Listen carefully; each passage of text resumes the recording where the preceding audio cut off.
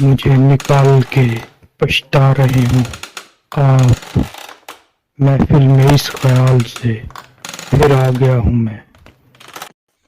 खुशामदीद। मैं हूं आपका होस्ट DM नुमान अली और आप सुन रहे हैं मेरा प्रोग्राम मीट विद चिंस। आज का वाकया हारिस साहब अरसाल करते हैं शहर हैदराबाद से। आप लोगों ने दीगर और मुतअद्दिद प्रोग्राम्स में और मुख्तलिफ चैनल्स पर नहायत डरा देने वाले वाकयात सुने होंगे, जिन वाकयात का ज़्यादातर ताल्लुक मुर्दा खानों, कब्रिस्तान और शमशान घाट से जोड़ा जाता है। ऐसा ही ये वाकया है जो हारिस साहब ने अरसाल किया। तो आइए सुनते हैं। मेरा नाम हारिस है और मेरा ताल्लुक हैदराबाद के इलाके से है। मेरा एक दोस्त था जिसका नाम गौतम था और वो हिंदू था, हिंदू मज़हब थे उसका ताल्लुक था। हम दोनों इकट्ठे एक ही जमात में पढ़ते थे।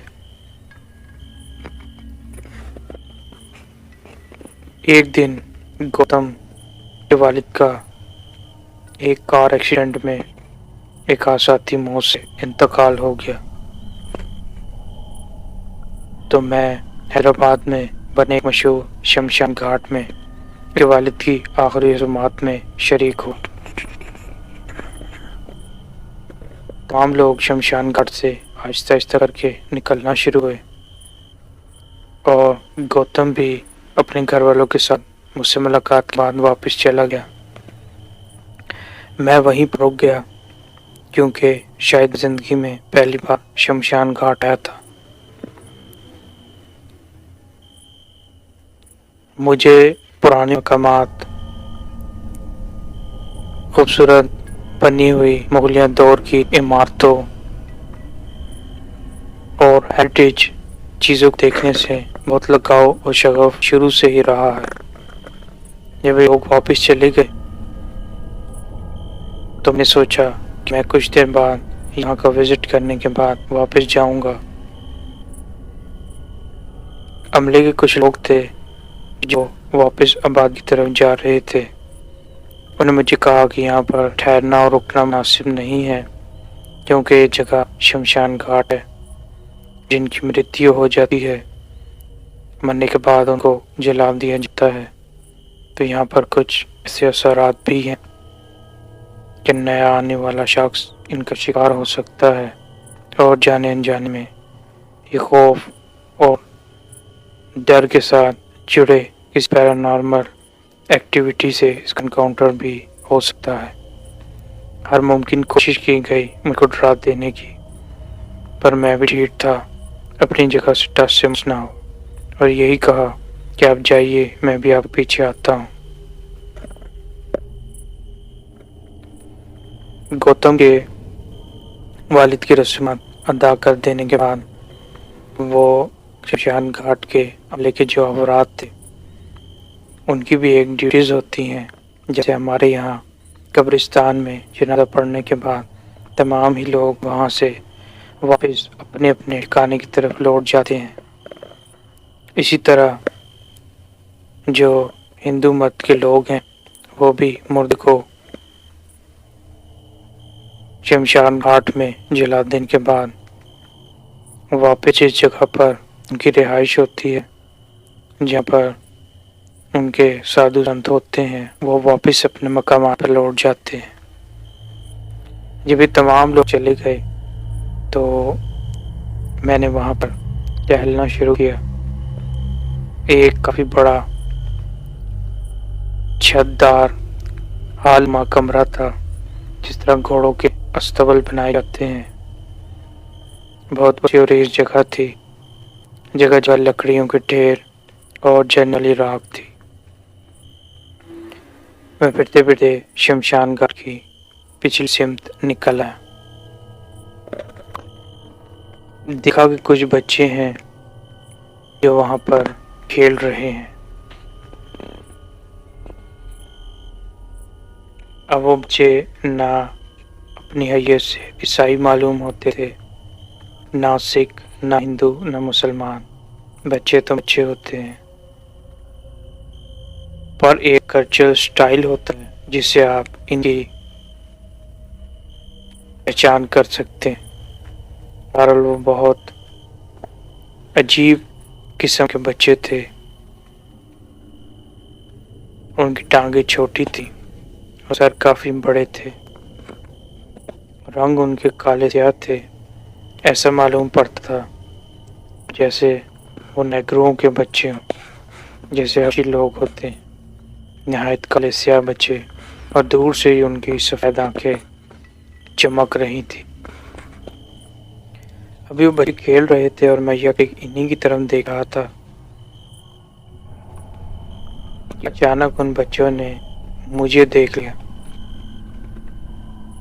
और दौड़कर शमशान घाट में जो कमरा था जहाँ मौतों को जाया जाता है, वहां पर घुस गए। मैं भी इनके पीछे पीछे आया। अब क्या देखता हूँ कि वहाँ बच्चों का नामो निशान नहीं है।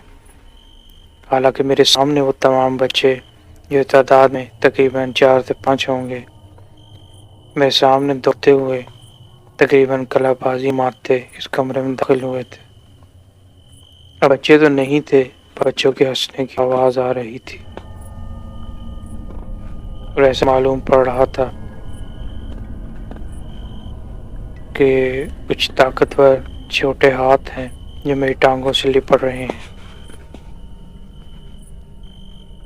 इस अमल के होते साथ ही मैंने जोर जोर से चीखना शुरू कर दिया और डर और खौफ से शमशान घाट के बाहर की तरफ एक छलांग लगाई, पर किसी नादिदा वजूद ने टांगों से मुझे पकड़ लिया और मैं शमशान घाट के फर्श पर घसीटता चला गया। तमाम राख मेरे मुंह कपड़ों पर लिपट चुकी थी और तकरीबन समझ लीजिए कि मैं पूरी तरह उस राख के ढेर में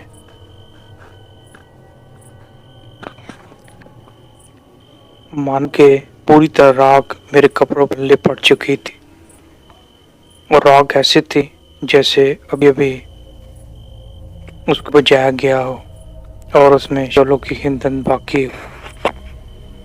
मेरे पूरे वजूद पे एक जंग की कैफियत तारी हो गई, जैसे मेरे जिस्म में एक आग सी लग रही हो।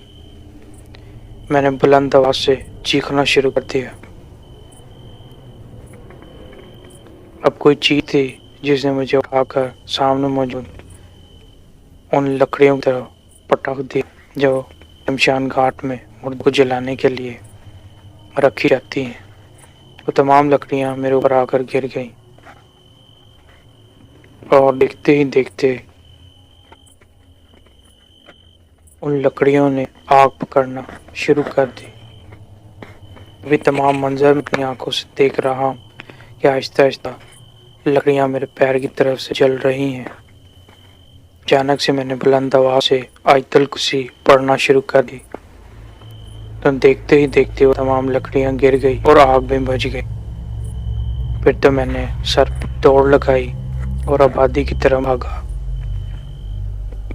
और अभी आबादी के नजदीक भी नहीं पहुंचा था कि मैं बेहोश होकर वहीं पर ढेर हो गया। बाद में जब होश आया तो मैं गौतम के घर पर था, यानी अपने हिंद दोस्त के घर पर। उसने बताया कि शमशान घाट से वापस आने वाले लोगों ने बताया कि आपका दोस्त उसी मकाम में शमशान घाट पर रुक गया है, और बावजूद हमारे मना करने के वह बजिद है कि मैं इस जगह का विजिट करना चाहता हूँ। न जाने वो कौन शख्स है और किसके साथ आया है। गौतम ने इन लोगों को बताया कि वो मेरा दोस्त है और मुसलमान है। तो बताता है कि मैं तुम्हारी ही फिक्र में था कि कब तुम्हारी वापसी हो। जब काफी देर हुई और तुम वापस नहीं आए तो वालिद की मृत्यु के गम के बावजूद एक एहसास था तुम्हारी दोस्ती का कि तुम्हारा ख्याल आते ही शमशान घाट की तरफ बढ़ा और देखा कि तुम शमशान घाट से कुछ फासले पर बेहोश पड़े हो। गौतम ने आवाज देकर अपने कुछ और दोस्तों को बुलाया और उनकी मदद से उठाकर मुझे अपने घर लेके आया। और जब मैं होश में आया तो मैंने अपना ऊपर बीतने वाला तमाम वाकया गौतम के गोशे गुजार किया, जिसको सुनकर तमाम लोग नहायत मुताजिब और खौफज़दा हुए। और तो मैंने कसम उठा ली कि आइंदा कभी इस तरह की हरकत ना करूँगा। ये वो वाकया था जो हमारे भाई के साथ पेश आया। इस तरह के दहशतनाक, खौफनाक, तहय्युरअंगेज, हैरान कर देने वाले वाकयात के साथ आपसे फिर मुलाकात होगी। मेरे चैनल को लाइक कीजिए, सब्सक्राइब के साथ शेयर कीजिए। अपने होस्ट को इजाज़त दीजिए। अल्लाह हाफिज़।